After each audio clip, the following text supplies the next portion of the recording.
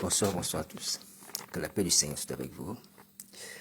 Nous sommes aujourd'hui 1er mars 2023 et toujours pas de repentance, pas de personnes qui rendent témoignage d'avoir confessé le péché, d'avoir reçu le salut de son âme. Mais dans tous les cas, je vous dis mes frères et sœurs, le temps est en train de filer. Mais si vous ne faites pas l'effort d'aller au pied de Jésus-Christ pour changer de vie, vous serez châtiés. Vous serez châtiés. Donc voici la parole du Seigneur. Alors, j'aimerais nous interpeller sur la nature de nos péchés aussi, afin que nous puissions comprendre que nos péchés ne sont pas des petits péchés. Ce ne sont pas des petits péchés. Alors, on va d'abord regarder l'attitude d'Isabelle dans l'église de Thyatire. Isabelle est une femme qui a pris le titre de prophétesse, alors qu'elle n'était pas prophétesse. C'est-à-dire qu'elle a exercé une fonction sacrée que seuls ceux que Jésus de Nazareth a choisi pouvaient exercer. Mais cette femme s'est autoproclamée prophétesse. Vous voyez? Et non seulement cela. Elle rentre dans l'église de Thyatire. Elle séduit les gens à se livrer à l'impudicité avec elle, à manger dans le sacrifice aux idoles. Vous voyez? Ça veut dire que cette femme vient détruire la vie des serviteurs de Dieu. Vous voyez? Elle vient arracher à Jésus-Christ des ouvriers pour en faire des satanistes. Est-ce que vous voyez? Donc, lorsqu'elle vient dans l'église de Thyatire, elle vient pour faire en sorte que Jésus de Nazareth n'ait plus les gens qui l'adorent dans cette église, mais plutôt les gens qui adorent Satan, le diable. Elle fait changer de maître au serviteur de Dieu de l'église de Thyatire. Alors, elle n'est pas seulement dans l'église de Thyatire pour repérer ainsi. Vous voyez? Elle fait aussi des enfants. La Bible dit que lorsque le Seigneur Jésus va promettre de la châtier, il va dire, je ferai mourir de mort ces enfants. Vous voyez? Elle fait des enfants. C'est-à-dire qu'elle implante sa succession, ou du moins que son œuvre puisse se perpétuer. Vous voyez? Que son œuvre puisse se perpétuer. Que désormais dans l'église de Thyatire, qu'il n'y ait plus non seulement les amants de Isabelle, mais aussi des enfants de Isabelle qui vont prendre la relève. Une église qui va disparaître selon le modèle des apôtres pour devenir une église de pourceaux. Une église de pourceaux. Oui. Elle sera appelée l'église de Thyatire, puisque c'est une église de Thyatire. Mais à l'intérieur, ce sera plus les enfants de Dieu. Ce sera d'autres enfants, les enfants d'Isabelle. Les enfants de l'impudicité.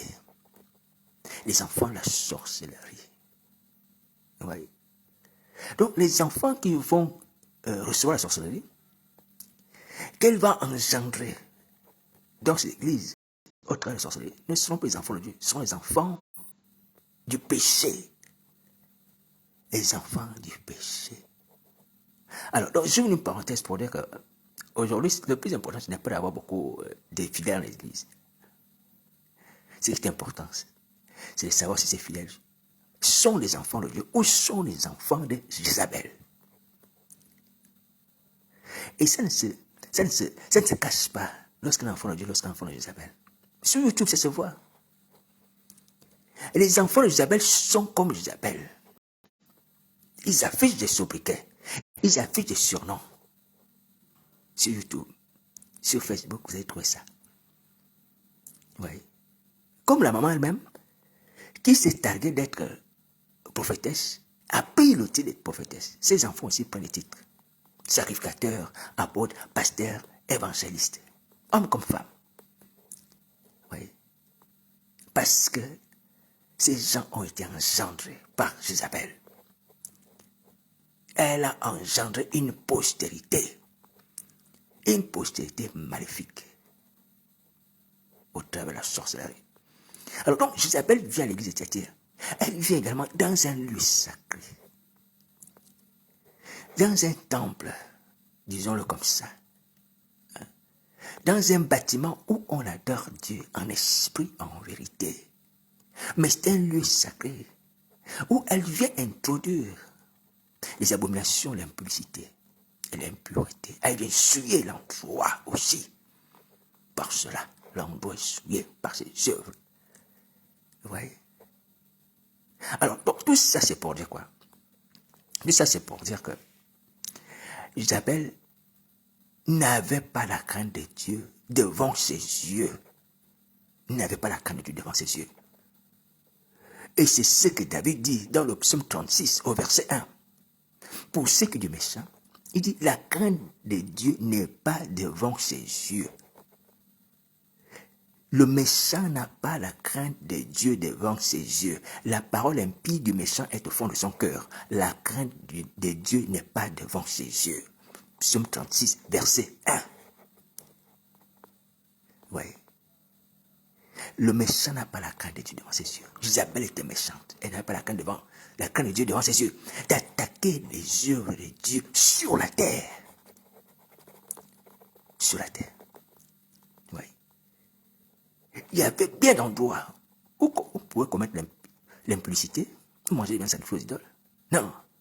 Elle a laissé cet endroit-là. Elle est venue faire ça dans l'église.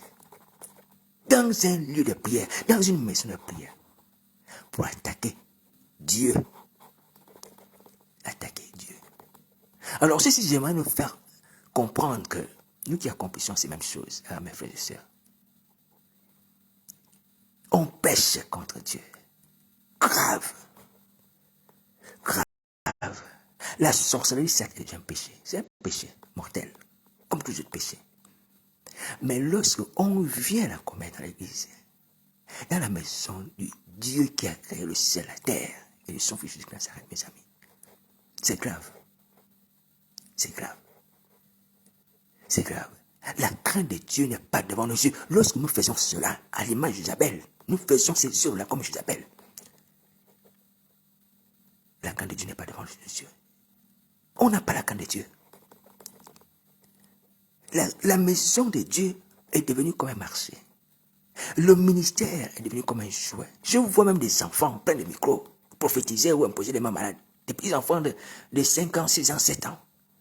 Oh, c'est un pasteur qui était loin. Où est-ce qu'on a vu dans la Bible les enfants de 6 ans, 7 ans prendre le micro et prophétiser? Même le Seigneur Jésus a dû attendre 30 ans. 30 ans, selon la loi, c'est vrai. Mais il a dû attendre un certain temps avant de rentrer dans le ministère. Vous voyez? Mais aujourd'hui, on voit les enfants, les gamins, soit les gens qui sont l'onction. De 6 ans, 7 ans, disent, j'ai vu Jésus, j'étais au paradis. Hein? Qui prêche devant les adultes? On n'a plus la crainte de Dieu. On n'a plus la crainte de Dieu. Vous pensez que l'évangile, c'est un jouet? C'est un jeu plutôt? Tenir le micro, c'est quoi? C'est plaisanter. Revenons à nous-mêmes. Revenons à nous-mêmes. Arrêtons de jouer avec nos âmes. Parce qu'on ne joue pas avec Dieu. La Bible dit que Dieu est un feu dévorant. Dieu est un feu dévorant. Un feu dévorant. Alors donc, Isabelle, qui n'avait pas la crainte de Dieu, est à notre image. On n'a pas la crainte de Dieu lorsque on détruit l'église.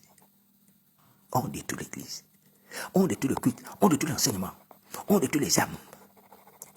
On détruit le lieu de prière. On n'a pas la crainte de Dieu. Et c'est un péché grave. Mortel. Mortel. C'est un péché mortel. Ananias et Saphira sont tombés. Vous vous souvenez? Ils sont tombés parce qu'ils ont menti à l'église. Au sujet de ce qu'ils ont vendu, de leur propriété. Ils ont menti, ils sont tombés morts. Vous voyez? Ils ont menti à l'église. Ça, c'est dans la Nouvelle Alliance. On n'est plus dans la loi, dans la Nouvelle Alliance. Péret Usa. Péret Usa, le lieu où Dieu a frappé Usa, qui a touché le char que faisait pencher les bœufs, doit aussi nous rappeler que Dieu est un feu dévorant. La Bible déclare cet endroit a été donné, on l'a nommé Péret Uza, parce que c'est à cet endroit que Dieu a frappé Uza. Il n'était pas autorisé à toucher l'arche. Même si l'arche allait tomber, il n'était pas autorisé. Et Dieu l'a frappé. Alors, j'aimerais encore nous dire que Dieu est un feu dévorant. Lorsqu'il a frappé les fils d'Élie, dans le livre de Samuel, on dit que les fils d'Élie étaient des grands pécheurs. Ces deux enfants couchaient avec les femmes devant la tente d'assignation. Vous voyez? Ces deux enfants couchaient avec les femmes qui venaient là chercher Dieu. Mais ils commettaient l'impureté avec elles. Sans parler du fait qu'ils prenaient des morceaux de viande comme ça. Ils se servaient avec brutalité. Vous voyez? Les fils du prophète. Du prophète Élie. Les fils du prophète Élie. Au temps de Samuel, jeune prophète. Alléluia. Alors donc, et qu'est-ce qui s'est passé après? Dieu a frappé les morts, les enfants d'Élie. Mais attention, il y a quelque chose sur laquelle j'aimerais que nous puissions prêter vraiment notre attention, que nous puissions retenir. C'est que lorsque Élie a parlé à ses enfants de cesser de commettre l'impudicité devant la tente d'assignation à des femmes qui venaient là, la Bible dit que les enfants d'Élie n'écoutaient pas. Ils n'écoutaient pas parce que l'Éternel désirait les faire mourir. Je vous assure que c'est écrit noir sur blanc. Élie a exhorté ses enfants à cesser de commettre ces abominations avec des femmes, les enfants d'Israël. Mais la Bible dit que les enfants d'Élie n'ont pas écouté leur père. Pourquoi? Parce que l'Éternel voulait les faire mourir. Voulait les faire mourir. Attention, mes amis.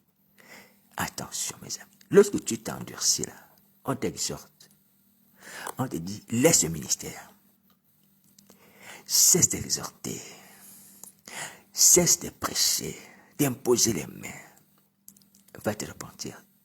Mais tu continues. Attention. Attention que tu ne reçoives la mort. La mort subite. La mort subite. Aujourd'hui, je vais vous parler parce que le Seigneur Jésus m'a ordonné de vous parler. Je vous assure, Jésus-Christ de Nazareth m'a ordonné de vous parler. Il m'a ordonné de vous parler. Parce que le Seigneur Jésus en a assez de notre attitude. Et que si on ne change pas, il va nous frapper de mort. Il va nous frapper de mort. Vous voyez? Alors, ce que les fils d'Élie faisaient avec les femmes d'Israël, et c'est que beaucoup d'entre nous font, que ce soit spirituellement, que ce soit physiquement. J'ai même vu une vidéo où quelqu'un commettait l'impudicité dans un lieu de prière. Oui. Donc, on n'a pas la crainte de Dieu devant nos yeux. On n'a pas. On n'a même pas le respect d'un lieu de prière devant nos yeux. Oui. On est même pire que les païens. Un païen veut avoir du respect quand il passe devant une cathédrale. Il passe devant un bâtiment qui est dédié au culte chrétien, ou même à n'importe quel culte, quand il sait que c'est une religion, le païen ne va pas faire n'importe quoi devant ce bâtiment. Vous voyez? Par respect. Par respect. Mais nous sommes devenus des opposants. Des opposants. Des faux opposants. Parce que les opposants sans force. Quelle force nous avons? Des faux opposants. Des faux adversaires. Mais on croit combattre Dieu. On n'est rien. Voici pourquoi Jésus de Nazareth nous appelle à la repentance. Parce qu'il voit qu'on n'est rien. On n'est rien.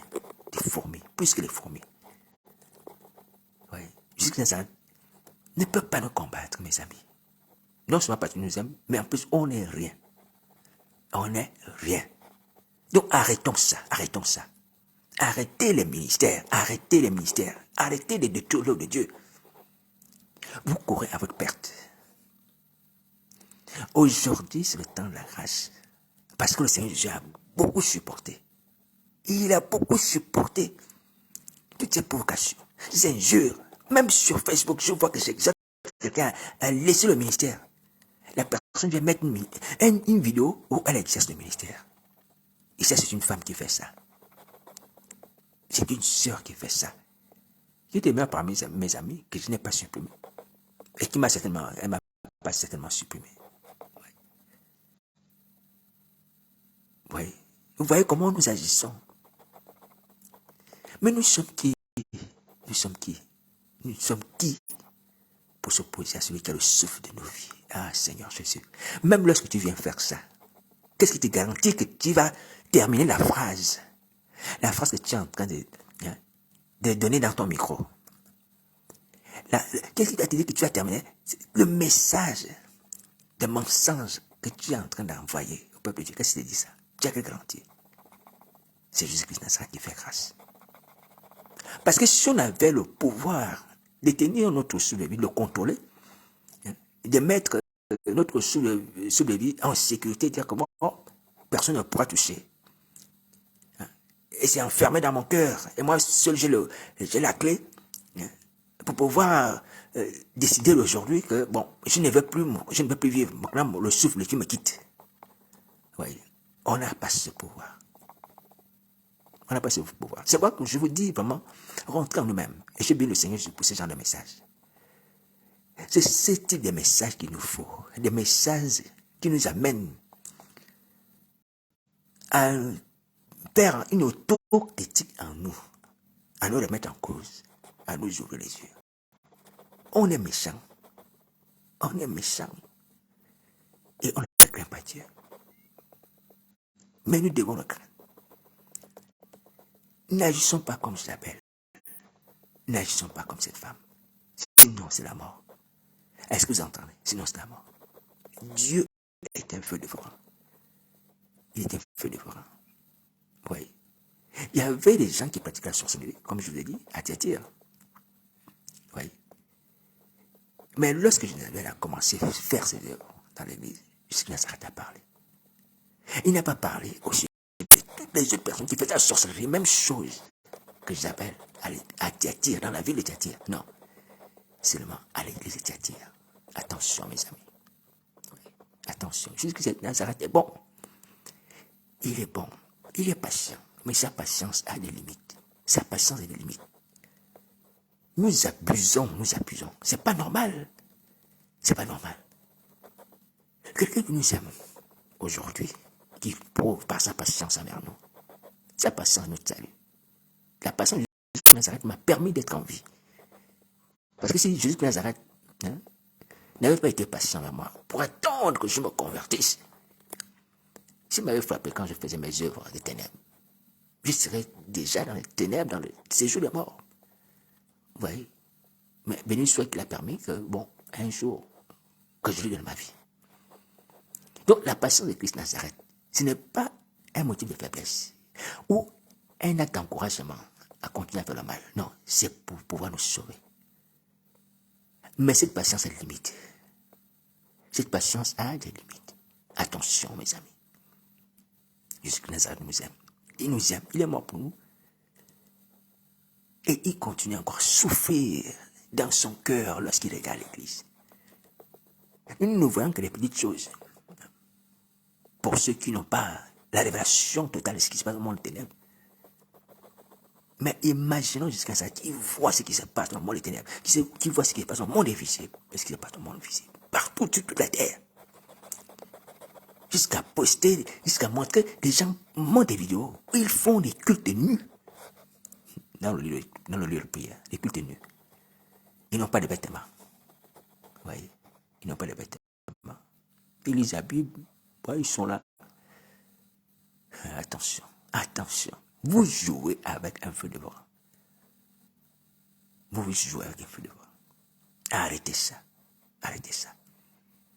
Je vous dis, arrêtez ça. La sagesse de Dieu voudrait que... Vous voyez, quand un homme est silencieux, et tu sais qu'il est tellement puissant, il faut me faire attention par rapport à son silence. Son silence doit te faire prendre conscience. Quand cet homme-là va réagir, ce sera ma perte. Donc j'arrête. Il y a des gens comme ça. Tu lui fais du mal, il ne réagit pas. Tu lui fais du mal, il ne parle pas. Mais lorsque tu vois qu'il ne réagit pas, il ne parle pas, il ne te frappe pas, fais attention. Quand il va réagir, tu vas recevoir une correction terrible, terrible, une correction terrible.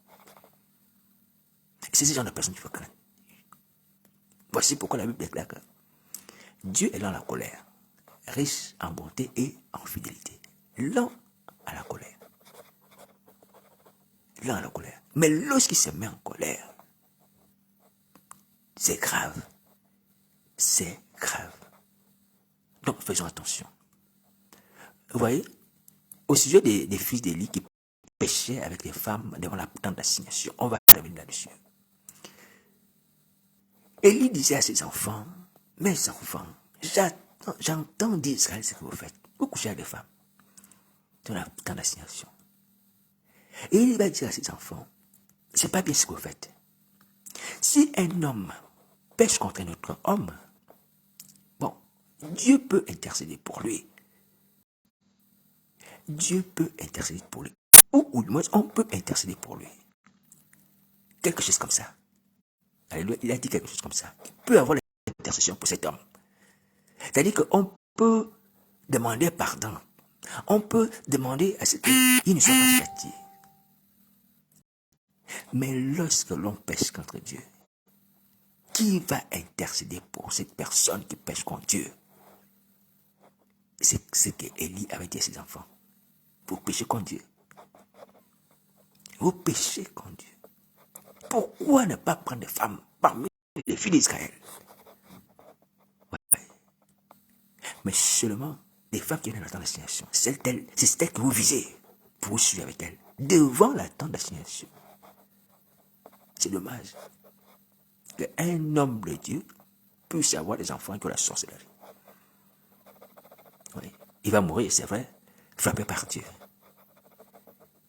Mais ça prouve que ces enfants avaient de la sorcellerie. Voici le caractère de la sorcellerie.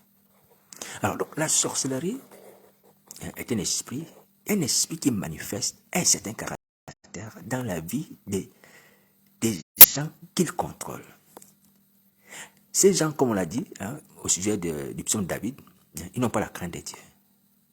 C'est-à-dire que ces gens sont sans limite. Quand quelqu'un a la sorcellerie, il est sans limite. Quand quelqu'un est sans limite, il a la sorcellerie. Quand quelqu'un a la sorcellerie, il est sans limite. Et quand quelqu'un est sans limite, il a la sorcellerie. C'est-à-dire que rien ne lui fait peur. Peur dans le sens péjoratif. On doit avoir peur des autorités. On doit le craindre des autorités. On doit craindre certains lieux. Oui.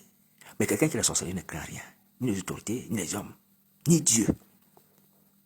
Certains disent ni maître, ni Dieu. Oui. Certains hommes disent ni maître, ni Dieu. On ne crée personne. Les anarchistes. Oui. On fait ce qu'on veut. Ça, c'est la sorcellerie. Ça, c'est le caractère de quelqu'un qui a la sorcellerie. Lorsqu'on n'a pas de limite dans son péché, on a la sorcellerie. Lorsqu'on ne craint pas de blasphémer contre Dieu, de blasphémer, on a la sorcellerie. Il y a des gens qui injurient Dieu, qui parlent de Jésus, comme s'il était leur ami. Voici pourquoi le blanc à la croix n'a pas été sauvé. Celui qui a dit, n'es-tu pas le Fils de Dieu? Sauve-nous, sauve-nous, sauve-toi et sauve-nous. Ça, c'est un langage de quelqu'un qui a la sorcellerie. Et pourtant, l'autre aussi souffre. Celui qui va dire à Jésus, souviens-toi de moi quand tu viens dans ton règne. Il va reprendre son ami, il va dire, mais pourquoi tu parles comme ça? Tu ne crains pas Dieu? D'ailleurs, il va lui dire ça. Tu ne crains pas Dieu? Ouais, il lui dit cela, tu ne crains pas Dieu. Parce que le fait de parler comme ça prouve que tu ne crains pas Dieu. Même étant crucifié. Ouais, on doit pouvoir craindre Dieu. On doit pouvoir avoir des respect lorsqu'on parle. On parle à Dieu, ou on parle au Fils de Dieu, ou on parle aux personnes. Oui. Mais quelqu'un qui a la sorcellerie n'a pas de limite. Oui. Et cet homme n'avait pas de limite. Il n'a pas de limite. Il parle à Jésus comme si le Seigneur Jésus était à son service. N'es-tu pas le Fils de Dieu? Sauve-nous. Sauve-toi et sauve-nous. Oui. Comme si donnait un ordre. Oui. C'est ça. Oui, il y a, dans cette parole, certes, il y a du dédain vis-à-vis de Jésus, ça dit de mépris. Il y a aussi une demande de sauver sa vie. Mais le problème n'est pas de demander qu'on te sauve. Le problème est que tu demandes qu'on te sauve de la mauvaise manière. Oui. Voici pourquoi il est important de bien parler. Ah Seigneur, aide-nous à bien parler, moi le premier. Le Seigneur Jésus, certes, notre frère, notre ami, mais attention, il est Dieu. Toujours nous fléchit devant lui, qu'on le veuille ou pas. Toujours nous fléchit au nom de Jésus. Attention. Attention. Il est le roi des rois, Seigneur, Seigneur. Il doit pouvoir recevoir de nos bouches la révérence, le respect, la prosternation. Sur la prosternation, je vais ouvrir une parenthèse, je profite de l'occasion. Je vois les gens louer, adorer le Seigneur dans les vidéos YouTube, toujours assis ou debout, ou du moins adorer. On ne voit pas les gens prosterner. Je ne sais pas ce qui se passe. Est-ce que vous avez un problème au niveau du, je sais pas, au niveau du dos qui vous empêche de vous prosterner? Je ne sais pas si vous avez un problème au niveau du dos. Je ne sais pas non plus si vos Bibles sont comme la mienne, où il est question de prosternation devant Jésus. Souvenez-vous de l'homme qui a été guéri, qui était malade de naissance, aveugle de naissance. Lorsqu'il va rencontrer Jésus-Christ, le Seigneur Jésus va lui poser la question, crois-tu au Fils de Dieu? Il va dire, qui est-il? Le Seigneur Jésus lui dit, c'est celui qui te parle, celui qui est devant toi. Il va se prosterner. Il dit, oui Seigneur, je crois. Les 24 vieillards se prosternent devant l'agneau, jettent des couronnes. Est-ce que vous voyez? Je ne sais pas quel genre d'individu nous sommes, nous qui avons la Bible, nous qui croyons connaître mieux que les autres, étant évangéliques. Oui. Quel genre de chrétiens nous sommes? Nous lisons bien qu'il est écrit qu'on se prosterne devant Jésus. On adore Jésus debout. On chante à Jésus-Christ debout. D'ailleurs, même que quand on chante au Seigneur Jésus, nos cœurs ne sont même pas dirigés vers Christ. On n'a pas Jésus-Christ de Nazareth devant nos yeux. On a les guitaristes devant nos yeux. On a les chants devant nos yeux. Oui. On a les vêtements de Jézabel devant nos yeux. Puisque c'est que les chantres d'aujourd'hui viennent proposer aux yeux des gens. Donc nos yeux ne sont même pas sur Jésus-Christ. C'est devant les vêtements de Jézabel. Ce sont les chantres. Ce sont les musiques. Ce sont les projections vidéo qu'on a devant les yeux. Mais jusqu'à Nazareth, on n'a pas devant les yeux. On ne l'a pas devant les yeux. Or, la Bible dit que tournez-vous vers l'Éternel et il vous délivrera. J'élève les yeux vers les montagnes, me vient le secours me vient de l'Éternel. Lorsqu'on les regarde vers lui, on les rayonne de joie. On est rayonnant de joie. Lorsqu'on tourne les regards vers lui, on est rayonnant de joie. Voici pourquoi on sort les cultes, on n'est pas rayonnant de joie. Comme si on sortait d'un enterrement. Voilà, même attitude. Le visage bizarre. Ouais, et même pas la joie du Seigneur. Parce qu'on n'avait pas les regards sur Jésus. On n'avait pas les regards sur les instruments, sur les chantres, sur l'écran du projecteur. Voilà, nos regards étaient là. Mais Jésus-Christ Nazareth n'était pas là. Devant nos yeux, bien entendu. Oui. Est-ce que vous voyez ce que vous faites? Et vous voulez continuer à servir Dieu comme ça?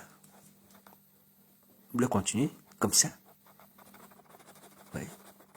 Bon, en fait, pour moi, je dis que, humblement, mes amis, laissons le ministère, laissons d'abord le ministère, allons d'abord dans le pontier, demandons la délivrance. Après, on va demander au Seigneur, comment, Seigneur Jésus, tu veux qu'on puisse exercer les ministères, comment tu veux que nous puissions organiser les cultes. Alléluia. Parce que ça, ce ne sont pas des cultes. Ce ne sont pas des cultes. Déclarer dans le micro, oh, on est dans la présence de Dieu, oh, on est dans la présence de Dieu. C'est ça la présence de Dieu déclarée dans le micro. La présence de Dieu se fait sentir elle-même en soi. Tu n'as même pas de dire ça. Tu n'as même pas besoin de dire ça. Toi-même, tu ressens la présence de Dieu. Parce que Dieu, lorsqu'il est quelque part, ça se ressent, mes amis. Ça se ressent. Quand je m'étais converti, la présence de Dieu était dans ce lieu-là. J'étais en gare. La présence de Dieu était là. J'ai senti une force, une puissance qui tentait de me faire tomber. J'étais étonné. Je dis bon. Mais j'étais là sur pied, j'ai tangué un petit peu. Il y avait une puissance. Vous voyez? Et les gens autour de moi étaient joyeux, joyeux, joyeux. Vous voyez? Joyeux. Le sourire aux lèvres. Les visages étaient rayonnants. Autour de moi. Vous savez, quand vous êtes un païen, vous entrez dans une vraie église évangélique. Vous avez comme l'impression que ces gens-là, bon, ils boivent quelque chose pour être joyeux comme ça, pour être souriant, disons pour être souriant. Ils ont toujours le sourire aux lèvres. Quand ils te parlent, le sourire aux lèvres. Le sourire aux lèvres, ils te parlent. Ils ont le sourire aux lèvres. Ils ont la joie aux lèvres. Le visage est rayonnant. Je vous assure. Tu es étonné. Tu dis, mais ces gens sont en de griffes bizarres. Mais c'est la joie de Christ. La puissance de Dieu. Quand tu sors de là, tu n'es plus le même. Tu n'es plus le même. Alléluia. Et quand je suis sorti de là, je n'étais plus le même. J'ai accepté Jésus de Nazareth comme Seigneur Sauveur de ma vie. Vous voyez. Alors, donc, j'aimerais vous dire, mes frères et sœurs, que laissons les ministères, s'il vous plaît. Laissons les ministères. Laissons les ministères. Je vous en prie. Laissons les ministères. Laissons les ministères. Vous savez, quand on fait quelque chose à quelqu'un et qu'on ne réalise pas que cette personne est là devant nous, ça ne vaut pas la peine. Retenez bien ça, ça ne vaut pas la peine. C'est-à-dire que lorsqu'on veut dire, on va offrir un culte à Dieu et qu'on ne réalise pas que Dieu n'est pas là, mais plutôt on porte notre attention sur les musiciens, sur les chants qui sont mal habillés, vous voyez, on ne fait rien. On ne fait rien. Et Dieu ne se manifeste pas. On est venu, on a pas eu le temps, 2 heures, 3 heures pour rien. Pour rien. Mieux vaut rester dans sa chambre. Prier Jésus de Nazareth. Mettre son attention sur Christ. Vous voyez, son attention. Tu es dans le secret. Personne ne te trouble, même les musiciens ne te troublent pas. Tu es dans ta chambre. Vous voyez. Et là, quand tu es concentré, tu vas recevoir de Dieu quelque chose va se passer dans ta vie. Sa présence va se manifester en toi. La communion avec Christ n'est jamais vaine. Elle ne se fait pas. Au-delà d'un individu, c'est toi-même qui dois la chercher. Dans ton cœur, dans ton esprit, par la foi. Mais quand vous êtes ensemble, il faut que tout le monde ait un même esprit, une même pensée. Vers Christ. Oui. Mais on a tellement de distractions au milieu de nous. Je vous assure, franchement, ce n'est pas ça le culte, ce n'est pas ça le culte, ce n'est pas ça le culte. Moi aussi, il m'arrive. C'est un combat. C'est un combat. Vous voyez? C'est un combat. D'être aussi bousculé. Hein, comme pour dire que, bon, la chair fait la guerre à l'esprit. Mais tu dois te mettre en communion avec Christ, dans ton esprit. Avoir les regards sur lui. Et voici ce que Hébreu dit. Il dit que si quelqu'un veut s'approcher de Dieu, il doit croire que Dieu existe.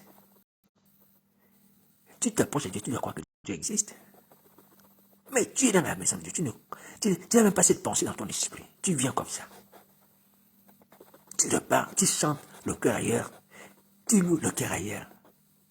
Ouais. Tu regardes à gauche et à droite. Ton attention n'est pas sur Christ. Ton attention n'est pas sur Christ. Tu vas repartir comme tu es venu. Oui. Alors donc, mes amis et mes frères et sœurs, nous ne faisons pas les cultes agréables. Qui nous apporte quelque chose de positif? Non, on perd du temps. Voici pourquoi nous aussi ne faisons pas. On perd du temps. Donc, laissons ces choses. C'est une parenthèse que je veux faire. C'est important. Et je vous ai dit que ces paroles, elles me concernent aussi. Ça concerne tout le monde. Alléluia. Nous devons faire cet effort. Si nous voulons faire les choses qui sont agréables à Dieu, d'avoir notre attention tournée vers Christ lorsqu'on fait un culte, ou même lorsqu'on va faire la prière. Alléluia. Voici pourquoi Paul pouvait dire que Jésus-Christ de Nazareth habite dans vos cœurs, même par la foi. Ça, c'est quand tu es converti. Et il pourrait dire aux Galates que tu t'es crucifié avec Christ. Que ce n'est plus moi qui vis, c'est Christ qui vit en moi. Donc, Paul s'efface, il dit c'est Christ maintenant. Vous voyez? Dans cette attitude-là, quand Paul marche, ce n'est plus lui qui marche, mais c'est Christ. Là, quand il parle, ce n'est plus lui qui parle, c'est Christ. C'est-à-dire que c'est quelqu'un qui avait en lui la personne de Christ. Et lorsqu'il priait, il avait devant ses yeux la personne de Christ, même s'il ne voyait pas. Mais ce n'est pas notre attitude. Ce n'est pas notre attitude. Aujourd'hui, bon, on fait les cultes parce qu'on veut le faire. On prie parce qu'on veut prier. Mais je vous dis, mes frères et sœurs, allons-y d'abord chercher la délivrance. Après, on va faire les prières, l'intercession. Après, on va faire l'adoration comme il faut. Et on verra la nuée va s'opérer. Oubliez-le. Alléluia. Parce que Dieu, comme on le dit souvent, est au milieu de la louange de son peuple. Et lorsque nous sommes en communion avec Dieu, Dieu va se manifester. Il va se manifester. Il va se manifester. Alors donc, je répète au sujet d'Isabelle que cette femme manifeste vraiment l'attitude d'une personne qui n'a pas la crainte de Dieu devant ses yeux. Alléluia. Parce qu'elle n'a pas de limites dans son action. Elle prend le titre de prophétesse. Ouais. Elle s'autoproclame prophétesse. Elle enseigne. Elle suit la maison de Dieu. Ouais. Elle fait tomber les serviteurs dans l'impudicité. Amenant à des satanistes. Ouais. Elle fait croire une génération d'enfants des ténèbres dans la maison de Dieu. Elle vient comme quelqu'un qui vient détruire l'homme de Nazareth. Il vient détruire l'homme de Jésus, combattre Jésus-Christ, éteindre cela, ou même s'approprier. Il a donné à Satan le diable. Et c'est ce que nous faisons encore aujourd'hui. Alors, mais Dieu est un feu dévorant. Jésus-Christ de Nazareth est un feu dévorant. Il frappe de mort, il frappe de mort. Ananias et Saphira sont tombés morts. Il faut cesser. Il faut cesser ces œuvres. Allons-y nous repentir, demander pardon, la délivrance. Et je suis malade. On sera sauvé. Donc voici la parole du Seigneur Jésus. Ce qu'il m'a donné de nous dire, c'est d'insister sur le temps. Le temps est en train de filer. Donc le temps est en train de filer. Et tant que nous ne répondons pas, nos yeux, qui sont si graves, augmentent. Nos yeux sont si graves, augmentent. Mes amis, il faut arrêter. Arrêtez tout, s'il vous plaît. Arrêtez tout. Cette parole que nous avons ne nous appartient pas. Cette parole appartient à Jésus-Christ. Les ministères lui appartiennent. Tout a été créé pour lui. Par lui, c'est ce que Paul dit. Oui. Donc tout ce que nous faisons là, nous ne faisons que parce qu'il nous donne l'autorisation. C'est en son nom. Quand il dit en mon nom, vous chassez des démons. Vous voyez, c'est avec mon autorisation que vous chassez des démons. Vous voyez. C'est avec son autorisation qu'on impose les mêmes maladies. C'est avec son autorisation qu'on annonce l'évangile. Vous voyez. Donc, en son nom, quand on fait ces choses en son nom, ça veut dire que le nom de Jésus, ça nous permet d'exercer le ministère. Donc, du coup, nous sommes propriétaires de rien. De rien. De rien. Donc, laissons cela.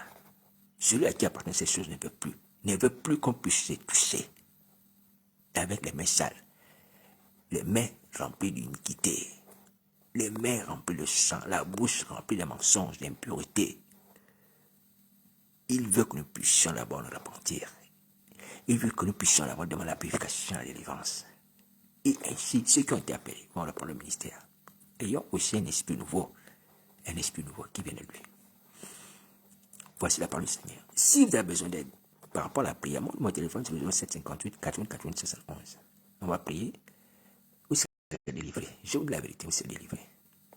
Jusqu'à ça, est vivant. Il est vivant. Il agit, il parle. Mais attention, les temps de la fin sont là. J'ai rencontré un monsieur aujourd'hui. Alors, j'ai dit à ce monsieur, faites attention monsieur, nous sommes dans le temps de la fin. Vous voyez le changement climatique? Vous voyez le niveau de la mer qui est en train de monter? Je lui dis, il faut que vous soyez chrétien, vous puissiez vous convertir, accepter Jésus-Christ Nazareth comme Seigneur Sauveur. Il m'a dit, oui monsieur, bon moi je suis catholique, voilà, je suis baptisé, je suis catholique, quelque chose comme ça.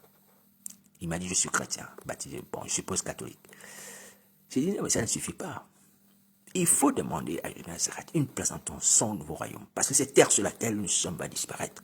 Je lui ai dit cela aujourd'hui, humblement. Il m'a dit, je suis chrétien, mais je crois. Alors, il a commencé à me dire, je crois quelque chose. Il n'a même pas dit que je crois quelqu'un.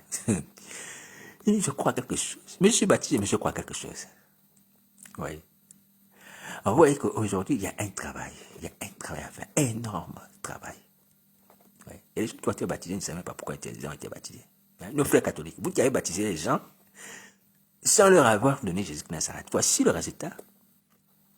Les gens se font baptiser étant bébés par la naissance, par le fait que les parents sont catholiques. Ouais. Ils se font baptiser comme ça. Ouais. Sans connaître ni A, ni B de ce que c'est le baptême, sans connaître Jésus-Christ. Ouais. Aujourd'hui, le monsieur me dit, je suis chrétien, je suis baptisé.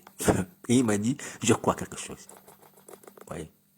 Alors, donc, c'est pour dire que vraiment, mes amis, on a fait un mauvais travail. Il vaut mieux ne pas évangéliser que d'évangéliser dans le mauvais sens. Il vaut mieux ne pas évangéliser que de faire des mauvais convertis. Il y a des non-convertis, mais il y a aussi des mauvais convertis. Des mauvais convertis, des gens qui sont baptisés, mais qui ne savent même pas qui est Jésus-Christ Nazareth. Qui ne savent même pas qui est Jésus-Christ Nazareth. Qui savent simplement qu'il y a la fête de Noël, ou il y a la fête de Pâques, des choses comme ça, on mange du chocolat. Ouais. Mais ils sont baptisés, mais ils ont la confirmation, des choses comme ça. Ouais. Ça, c'est le travail de nos frères catholiques et protestants. Ouais. Ça, c'est un mauvais travail. Un mauvais travail.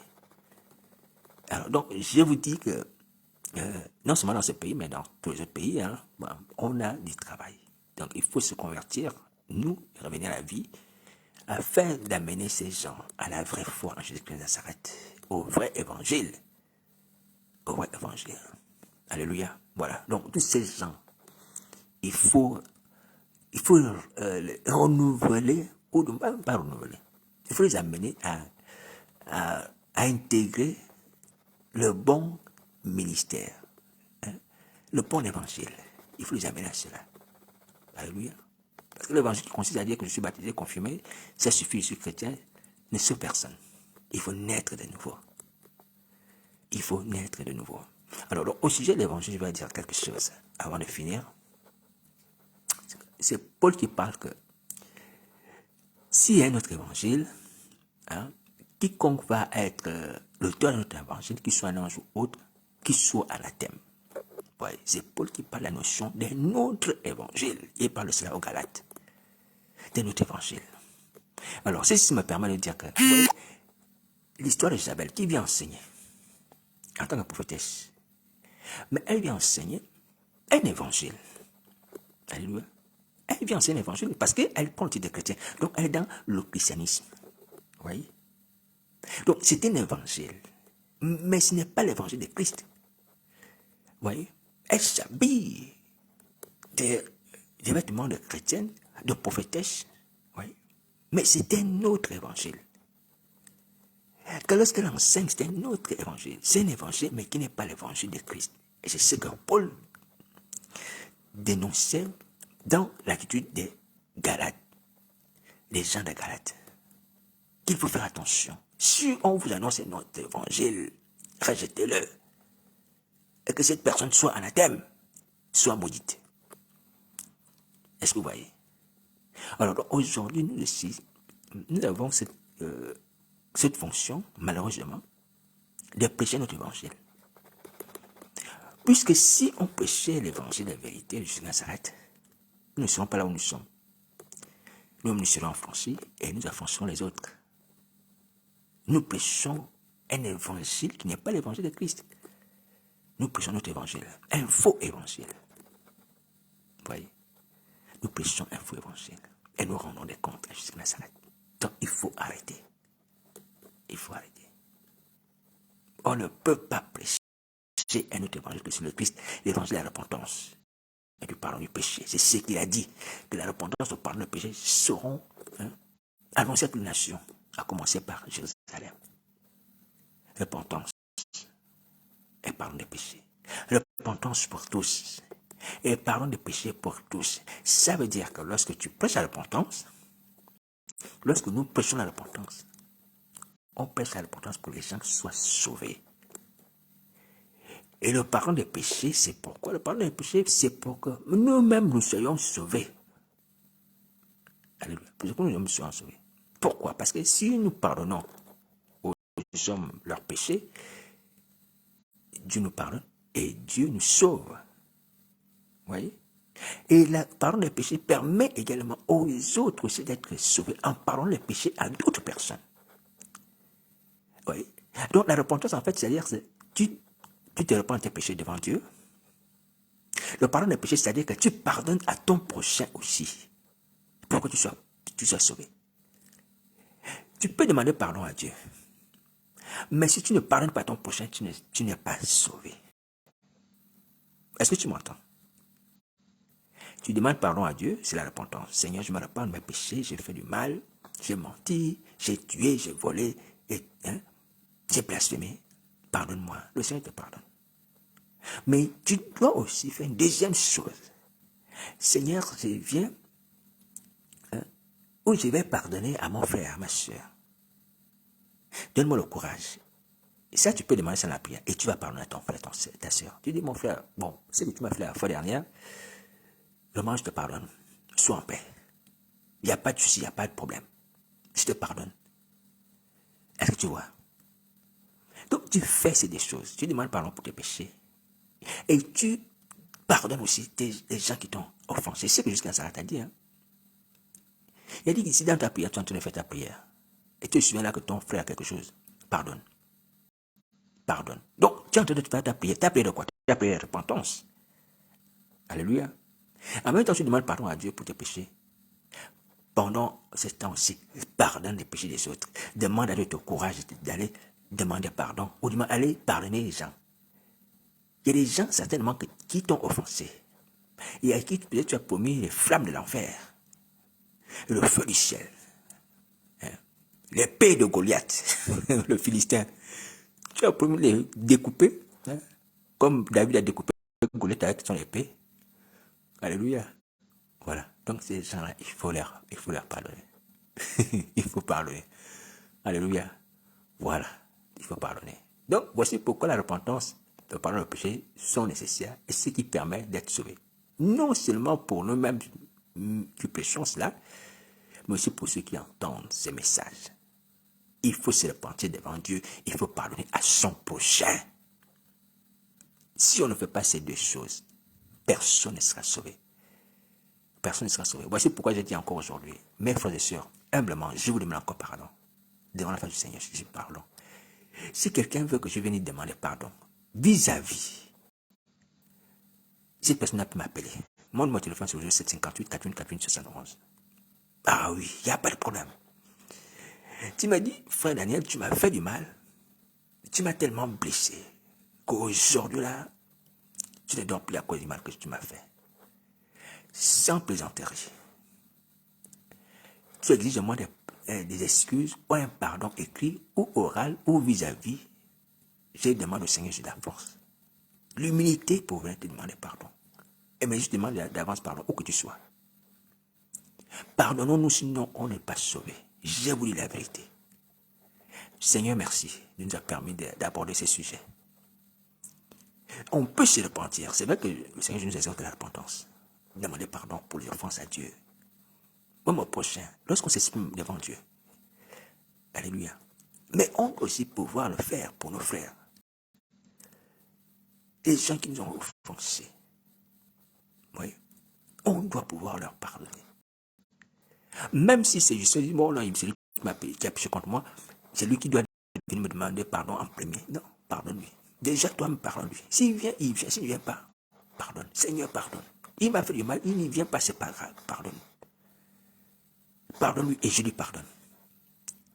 Maintenant, tu as l'opportunité, j'allais dire au frère, ce que tu m'as fait, c'est oublié, je t'ai pardonné. Ou bien si tu éprouvais la honte et tout ça, ne t'inquiète pas, je t'ai pardonné. Ouais.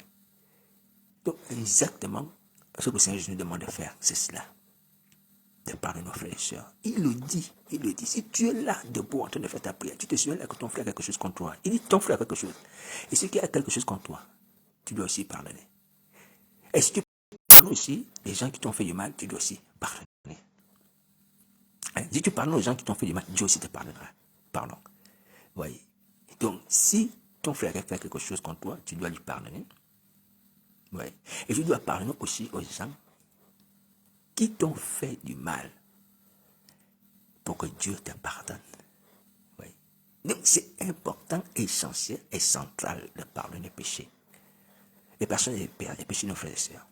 Maintenant, après, c'est ces personnes elles-mêmes de pouvoir se dire, bon, j'ai fait du mal à cette personne, je vais lui demander pardon moi-même pour que la chose se règle de façon directe entre lui et moi. Mais toi, tu as fait ta part devant Dieu. Tu as déjà fait ta part. Est-ce que vous entendez? On n'est pas sauvé seulement par la repentance. Hein. On est sauvé aussi parce qu'on pardonne aux gens qui nous ont fait du mal. Voilà, donc on doit pouvoir faire ça. C'est possible. Alléluia. Voilà, voici pourquoi la repentance au pardon des péchés. Son péché. C'est ça le vrai message, c'est le vrai évangile. C'est pas l'évangile de la prospérité. C'est pas l'évangile de l'élévation. C'est pas l'évangile du mariage. Prioritairement, je dis prioritairement, c'est vrai qu'il y a des gens qui souffrent parce que Satan a dérobé ton mariage. Satan a fait en sorte que tu échoues dans ton mariage. Oui, je sais que les attaques sont comme ça. Alléluia. Mais ce n'est pas ça la priorité. La priorité, c'est la repentance à Dieu pour ses propres fautes et le pardon des péchés des gens qui nous ont fait du mal.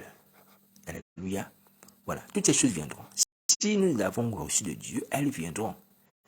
Le fils prodigue a été rhabillé. Il a repris sa place dans la maison du Père. Donc ces choses reviendront. Alléluia. Mais commençons d'abord par nous réconcilier avec le Père, avec son Fils Jésus-Christ. Alléluia. Voilà. Ces choses vont revenir. Voilà. Donc, sur ce, je vous souhaite bon courage. Mes frères et sœurs, les gens de France, allez prier. Ne restez plus là sur Internet. Les mêmes noms sont là quand j'ouvre Internet. J'ai fait un direct, j'ai tous les mêmes noms. C'est pas bien. Pourquoi vous ne voulez pas changer? Pourquoi vous ne voulez pas changer? Ah, Seigneur Jésus. Si tu meurs parce que Satan t'a tué, à cause du fait que tu as renoncé à la sorcellerie, tu vas au paradis, dans un endroit de joie. Tu n'iras pas dans le temps de feu. Tu n'iras pas dans le séjour de mort. Tu iras au paradis. Tu iras au paradis. Tu n'as pas raison de craindre la mort. C'est pour ça qu'il faut te repentir aussitôt. Repends-toi aussitôt. Maintenant, s'il y a la tribulation, la persécution, si la mort, c'est pas grave. Gloire à Dieu. Tu vas au paradis. Tu vas au paradis. Personne ne peut regretter et dire, ah, j'ai quitté la terre. J'avais un bon boulot, j'avais une belle voiture, j'avais une belle maison. Personne ne peut regretter les choses de la terre. Surtout nous qui avons reçu ces choses-là dans le mensonge de la folie. Tous. On a prospéré dans le mensonge de la folie. Oui. Ces choses sont liées au péché. Ouais. Sont marquées du sceau du péché. Si on examine tous nos parcours, partout,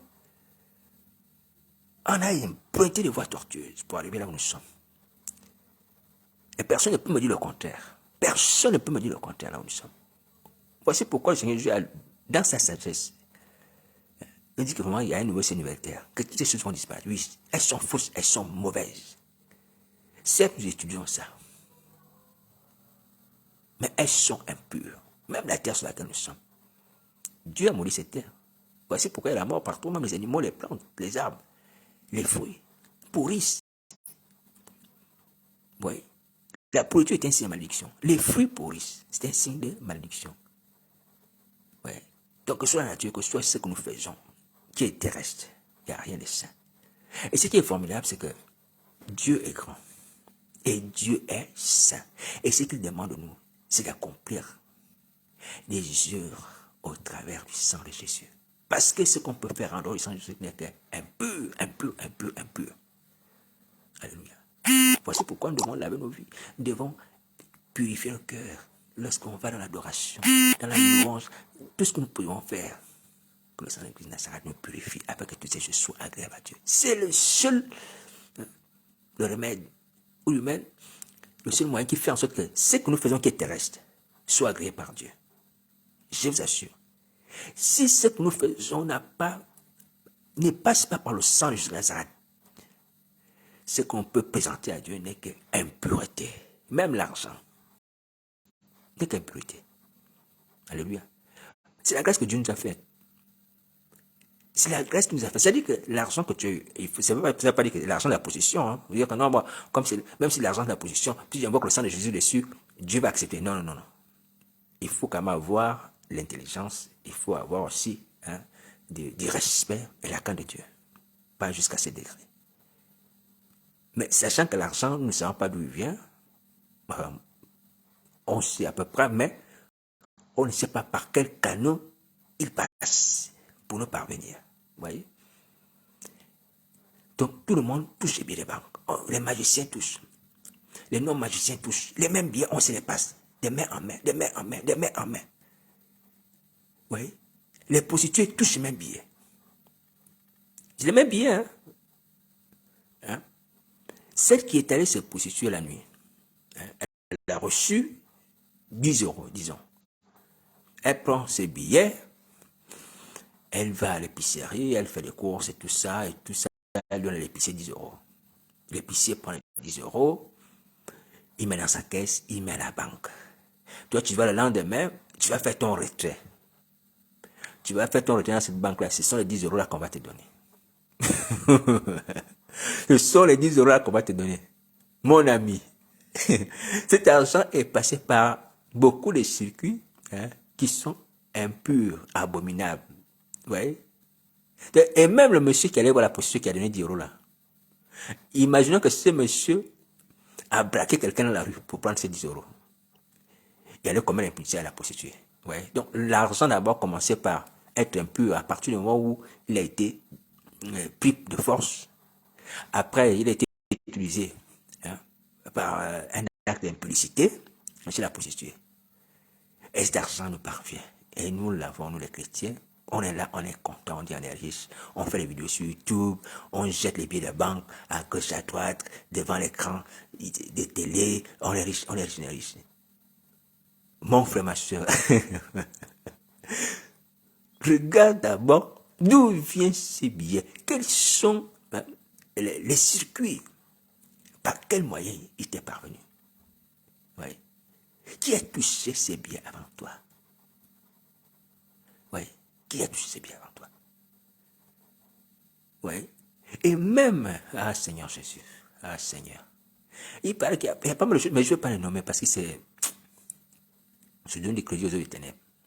On va s'arrêter là. Pour ce qui est la provenance de l'argent. Vous voyez? Alors donc, j'aimerais nous dire, mes frères et sœurs, que tout ce qui est sur la terre est impur. En toute honnêteté, est impur. La seule chose qui permet à Dieu d'accepter les choses que nous présentons, c'est le sang de Jésus. Parce que ces choses passent par le lavage, le blanchiment. Dans le sang de Jésus, ces choses sont acceptées. Mais il faut qu'elles soient aussi d'une bonne provenance, qu'elles proviennent qu'elles soient gagnées de façon plus ou moins honnête. On va dire plus ou moins. Plus ou moins. Parce que c'est la grâce de Dieu qui fait ça. Alléluia. Mais dans le sang de Christ Nazareth, il y a le pardon et la grâce. et la purification. Mais il faut avoir eu l'intention quand même de gagner ces choses de façon honnête, même si tu n'as pas pu. Alléluia. Alors donc, c'est pour nous dire que, mes amis, on ne peut pas se glorifier ce monde, ni les biens de ce monde, parce que c'est impur et ça va passer. Ça va passer. Ouais. On ne peut pas s'accrocher à ça pour regretter de dire que non, si je m'en vais au ciel, je vais perdre ma maison, je vais perdre ma voiture, je vais perdre ici. Je ne vais pas rentrer dans les détails dans les fabrications des voitures. La fabrication de plein de choses dans ce monde. Vous-même, vous connaissez.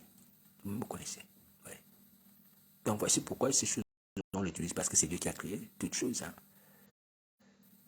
Mais les transformations, nous voyons que ces choses passent par des transformations bizarres pour nous parvenir sur les marchés ou dans les lieux de commerce. Alléluia. La matière première, c'est Dieu. Hein? L'acier, le bois, toutes ces choses. Voilà. Mais la façon dont ces choses ont été transformées, bien des pratiques qui ont été faites, ouais, c'est honteux. Mais malheureusement, nous sommes sur la terre, des hommes. Mais Dieu nous sauve par grâce. Donc nous nous attachons pas à ces choses comme s'ils étaient essentielles. Jésus parle même des richesses injustes. Des richesses injustes. Vous voyez que le Seigneur Jésus, lorsqu'il va payer le tribut à César, il va dire à Jean, à Pierre, va à la mer, va pêcher un poisson. Le premier poisson que tu vas pêcher là, ouvre la bouche, tu vas trouver un statère, une pièce d'argent. Et tu vas prendre cette pièce d'argent, tu vas payer le tribut pour moi et pour toi. Alléluia. Cet acte-là est grandement mystérieux. Il y a un mystère là-dessus.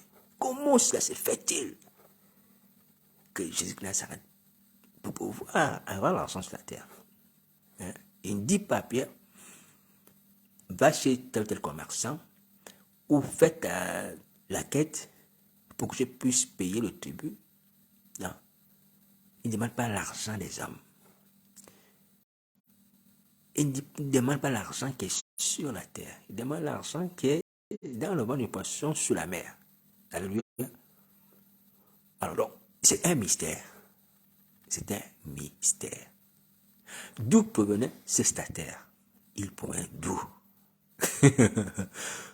Alléluia. Il provenait d'où? Ouais. Du ciel, d'un bateau qui a échoué, ouais, ou du poisson lui-même, qui, en ayant faim, peut-être qu'il a cru que c'était quelque chose à manger, il a avalé une pièce d'argent. Ouais. D'où provenait ce statère, c'est-à-dire cette pièce d'argent? Elle provenait d'où? C'est une question qui demeure. Alléluia. Alors donc, pour l'instant, hein, on ne va pas perdre du temps là-dedans. Alléluia. Même si le Seigneur Jésus peut nous donner la révélation, ce n'est pas l'objectif. On ne peut pas tout savoir et on ne va pas chercher à savoir ce qui ne sert pas pour l'instant. Peut-être plus tard. Alléluia. Voilà. Donc, moi, à votre frère, je ne connais pas. Je veux dire, en toute honnêteté, je ne connais pas la provenance de cette pièce d'argent. Si elle est tombée d'un bateau, ou elle était dans le sable, que le poisson là, cru que c'était la nourriture, ou c'est un ange. Je ne sais pas, je ne sais pas, je ne sais pas. Alléluia. J'aimerais encore nous dire que, apprenons à dire quand on ne sait pas, qu'on ne sait pas. Hein? C'est une attitude d'âme. Il ne faut jamais dire que, il ne faut jamais chercher des solutions à des choses que tu ne sais pas. Il faut dire que tu ne sais pas. Il ne faut jamais faire comme nos frères qui sont dans le monde, qui ne savent pas l'origine de l'univers, qui commencent à inventer n'importe quelle théorie. Oh, il y a eu le Big Bang. Le Big Bang, il y a une explosion et tout ça qui a fait que des planètes, hein, des étoiles. Oui, par orgueil, ils inventent n'importe quoi. Qui n'a pas d'explication logique.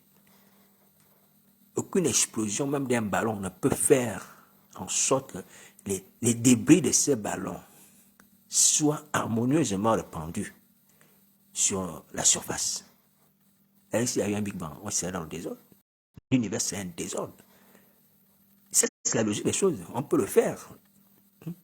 On gonfle un ballon, on met une aiguille, paf, les débris vont s'éparpiller.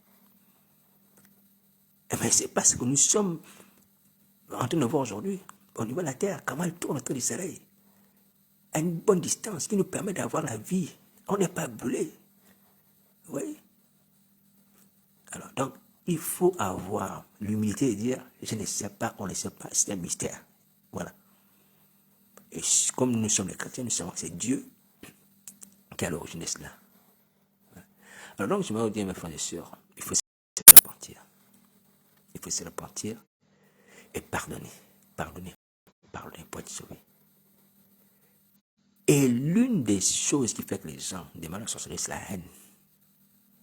La haine. Quand tu as la haine, même si quelqu'un t'a blessé, il faut pardonner. Parce que si tu continues à avoir la haine, tu vas demander à la sorcellerie. La haine est le ciment de la sorcellerie. Le ciment. Vous voyez? C'est la haine qui bâtit la sorcellerie. Satan a la haine vis-à-vis de Dieu. Les démons ont la haine vis-à-vis de Dieu. Et ils ont la haine vis-à-vis de nous. Et ils ont la haine.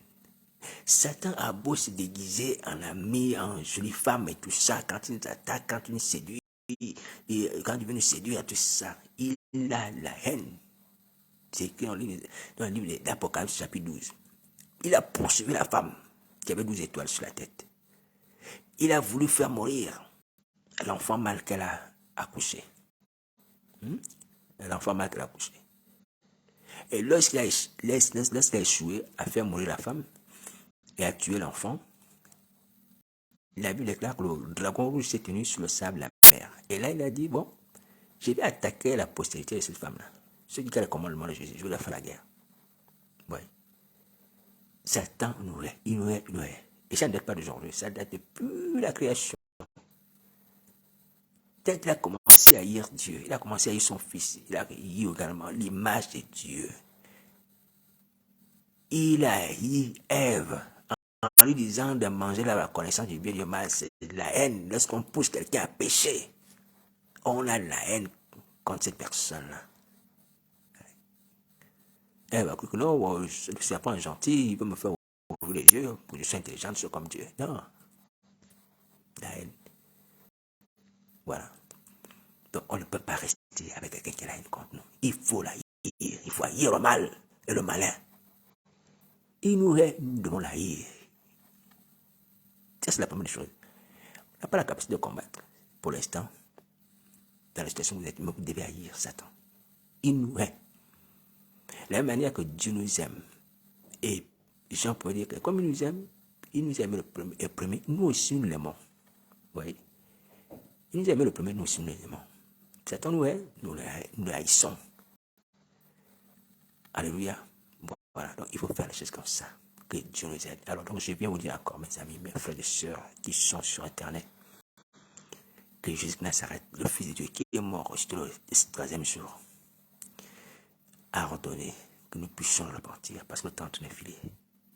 Tout le mal qu'on fait actuellement, dont je parlais tout à l'heure, bon, on est tout l'église, toutes ces choses-là, il est prêt à nous pardonner. Donc, soyez tranquillisés. Mais je voulais nous amener à comprendre qu'on fait des dégâts, afin que nous puissions nous repentir. Mais quand je dis soyez tranquillisés, ça ne veut pas dire qu'il faut continuer. Non, on a le pardon assuré. Mais il faut arrêter maintenant. Il faut arrêter. Est-ce que vous entendez? Il faut arrêter. Il faut arrêter. Oui. Nous pouvons même avoir, entre pitié de Jésus, dit Seigneur, nous, si nous sommes méchants, on te fait souffrir. Parce que Jésus-Christ Nazareth est amour. Ton œuvre sur la terre, oui. Ce que nous faisons là n'est pas bien, Seigneur. Si on peut avoir des remords comme ça vis-à-vis de Jésus-Christ Nazareth, la façon dont nous faisons souffrir son cœur. Oui, c'est tout à fait normal. Qu'on puisse éprouver les morts. Alléluia. Voilà, donc, ayons ces sentiments nous aujourd'hui. Ayons ces sentiments nous aujourd'hui. Nous faisons du mal. Nous faisons du mal. Donne la sorcellerie à quelqu'un. Imposer, mettre transmettre la malédiction. Il ne t'a rien fait. Les innocents, les jeunes filles, on va baptiser dans les eaux. Vont donner les esprits sirènes. Ils se mettent à crier, qu'ils sont malheureux dans leur vie. Et tu as fait le compte rendu à Satan. J'ai mouru telle personne. J'ai sué telle personne. J'ai donné la maladie à telle personne. J'ai donné les esprits à telle personne. J'ai causé des accidents. Et tu es content. Tu es content. Tu crois que c'est bien. Tu crois que c'est bien. La délivrance est possible. La délivrance est possible. Est-ce que tu m'entends? La délivrance est possible. Le sang de Jésus rend témoignage de cela. Il agit dans ma vie. Il agit dans ta vie. La délivrance est possible. Ne faisons plus ça, mes frères et sœurs. Alléluia. Voilà, sur ce, je vous souhaite bon courage. Bon courage. Le sang de Nazareth qui rend témoignage, la victoire qui a opéré sur la Golgotha, puisse nous donner la foi de persévérer. Et d'abord nous approcher de Christ, demander des délivrance aux parents des péchés et de persévérer. Voilà. Moi, je ne suis pas meilleur que vous, mes frères et sœurs, mais je vous dis que le salut de son âme est plus que tout. Plus que la crainte de Satan, plus que la peur des hommes, plus que la honte de sa vie. Le salut de son âme. Voilà. Si nous devons craindre quelqu'un, c'est Jésus-Christ. Si nous devons aimer quelqu'un, c'est Jésus-Christ. Lui seul est mort. Il a porté nos péchés. Et tant abandonné tous pour nous. Ouais. Et c'est lui aussi qui va juger les vivants et les morts. Devant le trône blanc. Vous voyez? Donc, faisons attention. Faisons attention. Mon numéro de téléphone est à votre disposition. Les gens de Paris, vous m'appelez, on va prier. On va demander pardon au Seigneur Jésus. Hein? Et moi, je crois que vous serez sortis du tombeau. Vous allez sortir du tombeau comme Lazare. Vous allez sortir. Comme Lazare est sorti du tombeau, vous allez sortir. Mais il faut commencer par vous repentir. Voilà. Sur ce, bon courage. Merci.